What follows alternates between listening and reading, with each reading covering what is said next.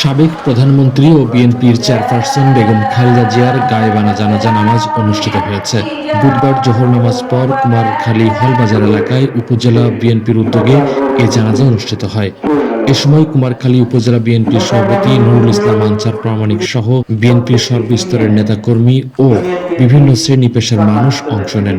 জানাজা শেষে খালেদা জিয়ার আত্মার মাগফিরাত কামনা করে বিশেষ দোয়া ও মোনাজাত করা হয়। এ সময় বক্তারা বলেন, বেগম খালেদা জিয়া বাংলাদেশের গণতান্ত্রিক আন্দোলনের এক অবিস্মরণীয় নেত্রী ছিলেন। দেশের গণতন্ত্র, মানুষের অধিকার ও স্বাধীনতা রক্ষায় তিনি আজীবন সংগ্রাম করেছেন। তার মৃত্যুতে জাতি একজন দৃঢ়চেতা ও আপোষহীন নেতৃত্বকে হারালো। বক্তারা আরো বলেন, বেগম খালেদা জিয়ার রাজনৈতিক জীবনে ভবিষ্যৎ প্রজন্মের জন্য অনুপ্রেরণা হয়ে থাকবে এবং তার অবদান ইতিহাসে চিরস্মরণীয় হয়ে থাকবে। কোহিনুর ইসলাম, নিউজ বাংলা, নিউজ ডেস্ক।